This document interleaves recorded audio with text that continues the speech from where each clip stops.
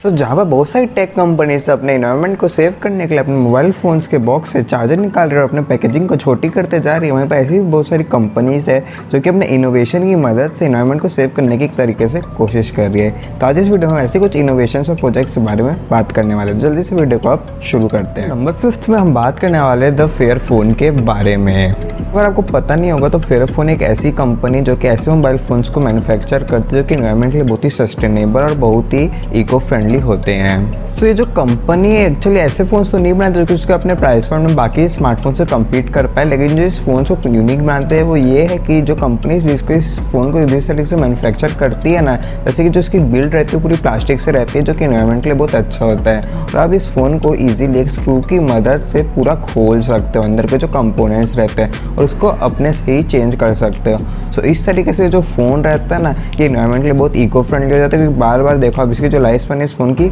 आप इसको रिपेयर करके एक्सटेंड कर सकते हो। तो इसलिए जो फ़ोन है इन्वायरमेंट के लिए बहुत अच्छा हो जाता है। फेयरफोन है वो इसलिए भी ज़्यादा सस्टेनेबल है कि जो मटेरियल्स इस फ़ोन को मैन्युफैक्चरिंग के लिए करने के लिए यूज़ किए जाते हैं वो भी बहुत रिसाइकल्ड रहते हैं, और वो कंपनी बहुत ही सिलेक्टिवली सस्टेनेबल रिसोर्सेज से सिलेक्ट करती है। सो नंबर 4 में हम लोग एक ऐसे कर्टन की बात करने वाले जो कि ऑक्सीजन को रिलीज करता है, और इस कर्टन का नाम है algae curtain by ecologic studios. Actually इस एल्गी की खास बात ये रहती है कि जो एल्गी रहती है इन्वायरमेंट से CO2 को लेके उसको अपने लिए यूज़ करके उसके बदले ऑक्सीजन रिलीज करती है। एंड ये जो कर्टन्स रहते हैं ना बेसिकली इस टाइप से लगे हुए रहते हैं बिल्डिंग्स के ऊपर, जिस तरीके से डायरेक्ट सनलाइट के कांटेक्ट में भी रह सके और इससे एयर के भी आ जा सके। और फिर होता क्या है कि जो कर्टन्स में कि इसके नीचे से ना जो है एयर वो घुसती है, और फिर जो उसके ट्यूब्स रहते हैं ना उसमें ये एल्गीज रहती है, और फिर जो एल्गी रहते हैं वो जो एयर घुसती है अंदर से उसको प्यूरीफाई करके वापस वो नीचे से जो एयर रहती है वो वापस चली जाती है। तो यहाँ पर जो एल्गी रहती है एक सॉल्यूशन में रहती है। ऐसे जो अभी हमने देखे थे प्रोटोटाइप है, उसको बहुत ही सारी जगह जगह में प्रेजेंट किया गया, बहुत ही बड़े बड़े इवेंट्स में, लेकिन सही में इंटरनेशनल मार्केट में अडेप्ट कर लेते हैं लोग जिसको, तो बहुत एक अच्छी चीज़ हो जाती है हमारे आसपास की एयर के लिए। तो नंबर 3 में हम बात करने वाले एक ऐसे मिनिएचर डैम जिसका नाम है द टर्बुलेंट हाइड्रो। सो आपने अब तक हर जगह बहुत सारे डैम्स तो देखे होंगे, लेकिन वो बहुत ही साइज में बड़े बड़े होते हैं, लेकिन हमने कभी ये सोचा कि हम एक डैम को छोटे मिनिएचर फॉर्म में यूज़ कर पाए तो आखिर हमारे लिए कितना सही होगा। तो ये जो टर्बुलेंट हाइड्रो है जस्ट यही चीज़ का काम करता है। सो यहाँ पर सबसे पहले होता है कि जो मिनिएचर डैम का जो भी पूरा सिस्टम है इसको एक रिवर के बाजू में लगा दिया जाता है, और फिर यहाँ पर होता क्या है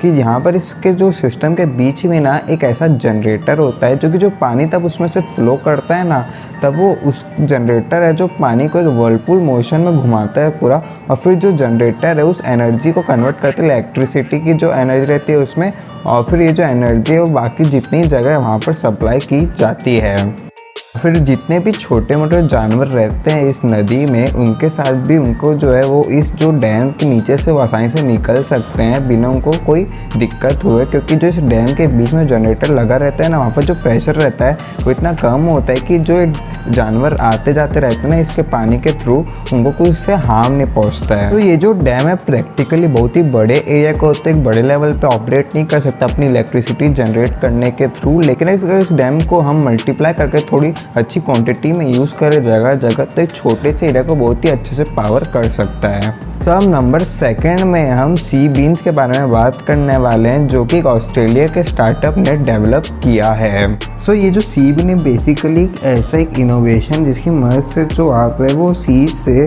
जो भी प्लास्टिक और ऑयल जो उनके ऊपर फ्लोट करता रहता है वो आसानी से निकाल सकते हो। सो ये जो सी बीन्स रहते हैं बेसिकली आप इसको पोर्ट्स और बीच के पास आसानी से डिप्लॉय कर सकते हो। फिर जो सी बीन रहते हैं ना इनके अंदर क्या है एक ऐसा पंप लगे रहता है जिसकी मदद से जो है वो पानी को अपनी तरफ खींचता है, और फिर जो बिन्स रहते हैं इसके अंदर एक ऐसा नेट लगे रहता है जिसकी अंदर जब पानी जाता है तो उसके जो अंदर कचरा भी रहता होगा ना पानी के तो वो भी इसके अंदर चले जाता है, और फिर जो पानी रहता है वो तो नेट्स के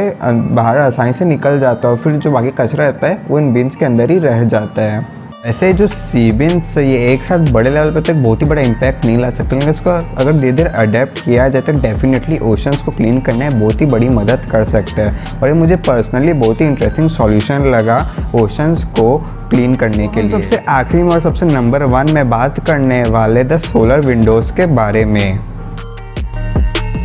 तो सबसे पहले जो सोलर विंडोज़ होती है बेसिकली एक ऐसी विंडोज़ होती है जो कि ट्रांसपेरेंट होती है और इलेक्ट्रिसिटी जनरेट जो सोलर सेल्स आती है ट्रांसपेरेंट वाली, इसमें बेसिकली एक टाइप का सोलर कॉन्सेंट्रेटर रहता है जिसमें कुछ टाइप के सॉल्ट्स होते हैं जो कि मदद करते हैं जो सनलाइट से लाइट आती है उसकी इंफ्रारेड रेस को, उसकी अल्ट्रावायलेट रेस को कैप्चर करके उससे जो है सोलर एनर्जी जनरेट करने में। और फिर जो बाकी की विजिबल लाइट रहती है जो कि ह्यूमन आई को विजिबल है, वो इस जो ग्लास के थ्रू पास आउट हो जाती है। एंड ये जो भी पूरा सोलर एनर्जी को प्रोड्यूस करने वाला प्रोसेस है ये आपको इसलिए नेक्ड आई से बिल्कुल नहीं दिखेगा, क्योंकि जो इंफ्रारेड रेज रहती है और जो अल्ट्रावायलेट रेज रहती है वो दोनों ही आप एक नॉर्मल ह्यूमन आई से देख ही नहीं सकते हो। सो आखिरी में तो मैं यही कहूँगा जो सोलर विंडोज है इसमें भी एक बहुत ही अच्छा पोटेंशियल है इन्वायरमेंट में कुछ कॉन्ट्रीब्यूशन देने के लिए। देखो आपको पता हो हर जगह ग्लास कितने लार्ज स्केल में यूज़ करते हैं, अगर इस टाइप की विंडोज़ को थोड़ी सी स्केल में अगर यूज़ किया जाए तो बहुत ही बेनिफिशियल हो सकते हैं हमारे लिए। और आपको कौन सा इनोवेशन है इस सब में से अच्छा लगा मुझे कमेंट सेक्शन में ज़रूर बताना। बाकी मैं मिलता हूँ आपसे अगली वीडियो में।